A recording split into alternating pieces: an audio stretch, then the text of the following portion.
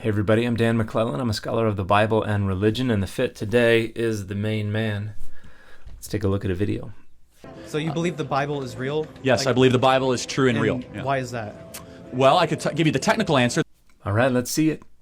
There's never been an archaeological discovery that has contradicted the truth of the Bible. So this is just laughably false. Numerous archaeological discoveries either render implausible or flat out preclude the historicity of numerous different figures, places, and events told in the Bible. When it comes to the Hebrew Bible, the archaeological data indicate that pretty much everything that is set prior to around the year 1000 BCE is historically implausible.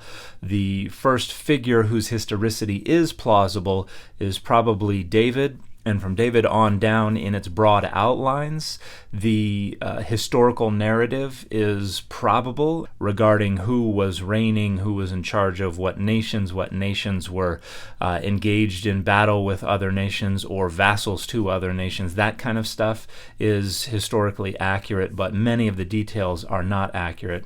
And again, most of this is being written after the fact and is being represented in propagandistic ways to serve the interests of later authors and their particular structuring of power. When we get to the New Testament, the historical narrative is much shorter and, again, in its broad strokes, is historically accurate, but many of the details don't line up. Even internally, the Gospels conflict with each other in many different ways. And so the best you could possibly do is say that with all the data, we can convince ourselves that it's not impossible that everything is historically accurate. But when you're committed to the historical accuracy of the entire thing, that's a pretty low bar to get over. And then, of course, the wisdom. There is not a truth of the Bible that if you apply to your life does not improve dramatically. So right off the bat, this is laughably false and can only be rendered the least bit plausible, provided one arrogates to themselves the prerogative to declare what the Bible is and is not allowed to say. In other words, you have to sift through the many different truths of the Bible and decide which get to count and which do not, because the majority of the truths of the Bible, which come from the Hebrew Bible, are going to be rejected. Although someone like Charlie Kirk is still going to sift through and pick and choose certain things from the Hebrew Bible that they want to continue to count. And then more of the New Testament is going to get to count. But even there are going to be things that are jettisoned. For instance, Jesus' statement in Matthew 19 that the real ones will castrate themselves for the kingdom of heaven because celibacy is a higher law. Things like that are going to be rejected along with the majority of the Hebrew Bible because, again, the only way to render this claim the least bit plausible is to sift through and decide what truths of the Bible get to count and which do not.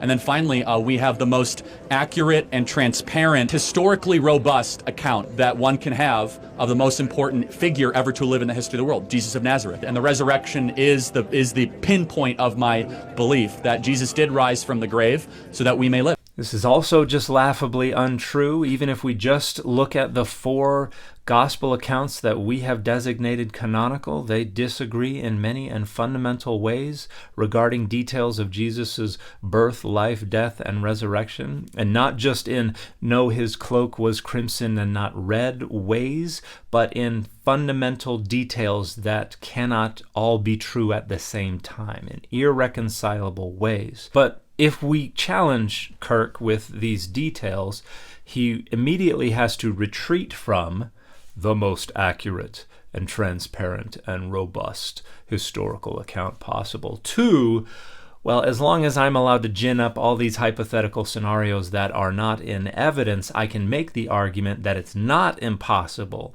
that these two different things can be true at the same time. Because he's performing conviction for people who already agree so that it reinforces their conviction. And if challenged with these data, he has to be able to perform some kind of argument, even though the only argument that's going to be at all plausible is the retreat to this, well, it's not impossible argument. And so there's a huge gap between those different claims, but they're both trying to do the same thing. and that is just help people who already agree feel validated in agreeing. And then the fact that Jesus rose from the dead, and I say, how do you know that Jesus rose from the dead?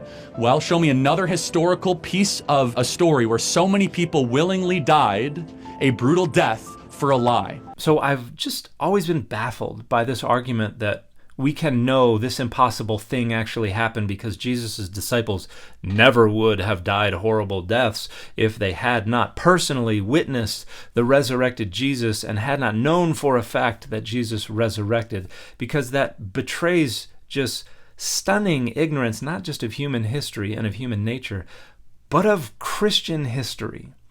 Because Christianity is littered with examples of people who never saw the resurrected Jesus, never claimed to see the resurrected Jesus, who willfully and sometimes even gleefully sacrifice their lives in the name of something larger than themselves. And that's what's really at issue.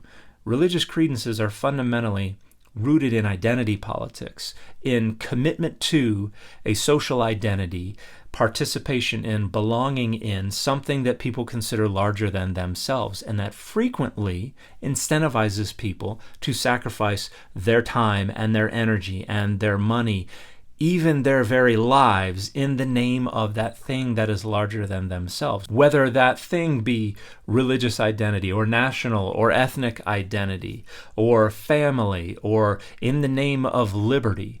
We can look throughout human history at examples of people who happily sacrifice themselves for something larger than themselves. And this fits perfectly the circumstances of the sacrifice of Jesus' followers following his death. The notion that the best explanation for these people doing this thing that people have done all throughout human history, down to today, all around the world, is that something that is impossible actually happened, is just laughably uninformed. Not to mention, if you were going to fake a story, you would not use female witnesses in the ancient world. So I think this actually makes for a plausible case that the story of the resurrection was initially circulated by women. But that doesn't necessarily mean that either the resurrection happened or someone just invented the story of women sharing the resurrection. That's a false alternative fallacy. All that's required is that these women share this conviction that the resurrection happened, which again doesn't mean the resurrection had to have happened. People share convictions about things that haven't happened all the time.